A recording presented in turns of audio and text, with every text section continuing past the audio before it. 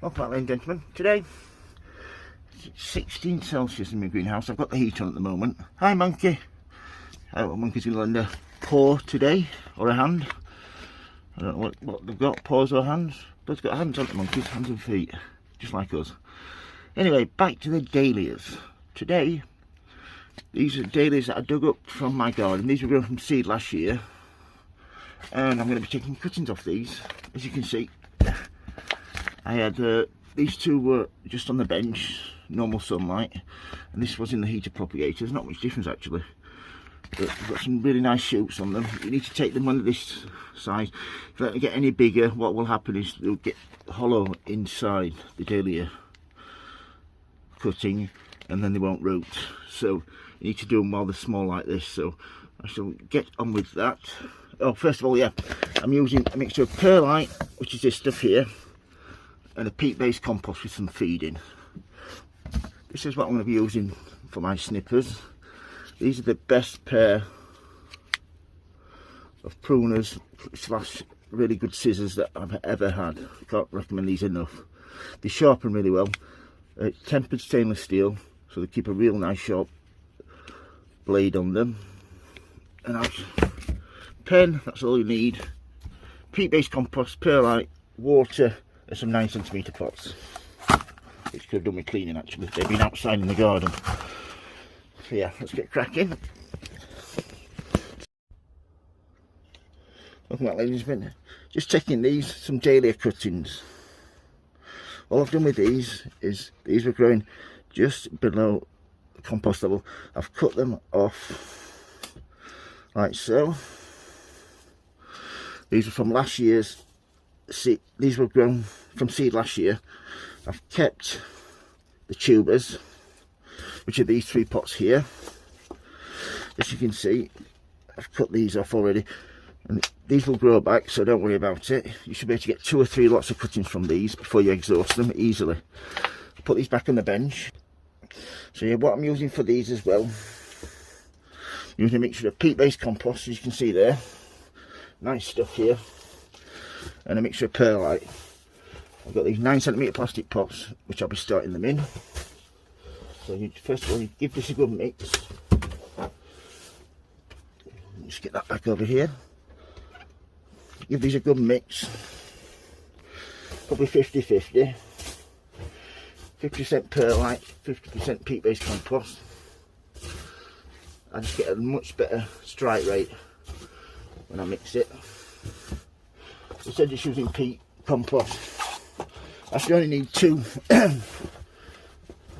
pots for this. Give them probably an inch, a centimetre, roughly that sort of depth from the top. Tap them down. Think about using this. Let's give it a quick water down on the top before I start. Get rid of any air pockets. That's it. So once you've got your cuttings like so, the main thing is then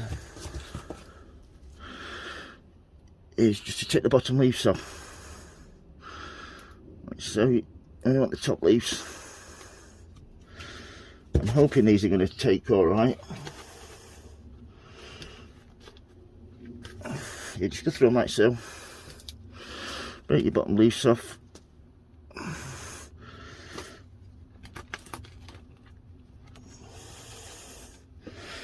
Once you've got these cuttings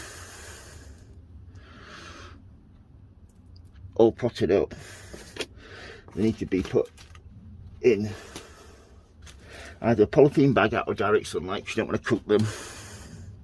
So yeah, just bottom leaves off like so, otherwise they'll rot. And in the corner, that's 4 there. So what you want to do with those, give them really good water in. What I was doing them is put them in my water tray, and then those will go in my heater propagator, so I don't need to put them in a plastic bag because they're going in there. So yeah, back over here, just show you the more leaves you leave, the more moisture evaporates. So off the corner like so. So you want to leave a couple at the top. These are quite thin actually, these for cuttings, but I'm hoping they're going to take. It's because the tubers weren't that big from last year. Yeah, just pinch off the side shoots. But you cannot beat growing them from seed. And the dahlias grow so quickly from seed. And what I tend to do is grow them all last year, sorry, in my borders. And then any that I really want to keep, I dig them up like these and start them off in the greenhouse. Just one more. Yeah, and start them off in the greenhouse. And then you can take any cuttings that you need to off them. My heater propagator has a couple of heat mats underneath it, and it also has a couple of heat mats and a thermostat so I can control the temperature. Right, this one's had a good soak now. So what we'll do with this is just take it over here, just go around here, and this will go in here then. This is my little heater propagator on the top. About this, folks. Try and get the light on. There we go. There's petunia cuttings in there. I have some trailing fuchsias there, but they were really thin cuttings, so I don't know if they're going to take at all. They might just all wither away and die. And these are some pelargoniums. I'll put these in here. So these are thermostatic control.